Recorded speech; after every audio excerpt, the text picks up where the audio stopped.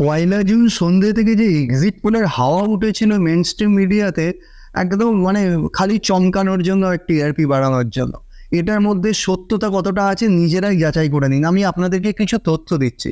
ধরুন আমি এখানে জি নিউজের দেখাচ্ছি, জি নিউজ দেখাচ্ছে হরিয়ানায় অ্যাকচুয়ালি লোকসভা কেন্দ্র আছে, সিট আছে 10টা। এখানে দেখানো হচ্ছে এক্সিট পোল রিপোর্ট থেকে এনডিএ পাবে 16 থেকে 19টা সিট। লোকসভা কনস্টিটিউয়েন্সি আছে 10টা, এনডিএ পাবে 16 থেকে 19টা সিট। কিভাবে পাবে ভগবান জানে। দ্বিতীয়ত আমি আপনাকে আবার দেখাচ্ছি হিমাচল প্রদেশের লোকসভা কনস্টিটিউয়েন্সি হচ্ছে 4টে, এখানে দেখানো হচ্ছে এনডিএ পাবে 6টা থেকে 8টা সিট। গড নোজ, এরা এই আজ তক জি নিউজ এরাই বলতে পারবে এই সিট কোথা থেকে আসছে। আমি আপনাদেরকে আরও দেখাচ্ছি তামিলনাড়ুতে কংগ্রেস আর ডিএমকে একসঙ্গে মিলে ইন্ডিয়া অ্যালায়েন্স করেছিল।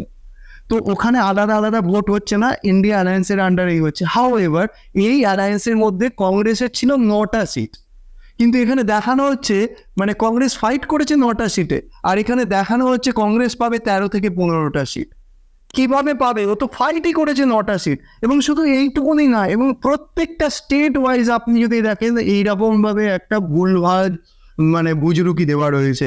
বিহারেতেও দেখানো হয়েছে, বিহারেতে এনজেপি ফাইট করেছে 4টে সিটে, ওখানে দেখানো হচ্ছে 4টে থেকে 6টা সিট পাবে। এইরকম সর্বত্র প্রত্যেক স্টেটেই কিছু না কিছু রয়েছে। তো এটা নিয়ে সমর্থকদের উচ্ছ্বাসিত হওয়ারও কিছু নেই, আর যারা বিরোধীতে রয়েছে তাদের বিমর্ষ হওয়ারও কিছু নেই। অ্যাকচুয়ালি 4 তারিখ মানে আগামীকাল সকাল থেকেই আমরা মোটামুটিভাবে বুঝে যেতে পারবো হাওয়া কি হচ্ছে, এবং সেই অনুযায়ী আমাদের আনন্দ বা দুঃখের প্রকাশ দেখাতে হবে।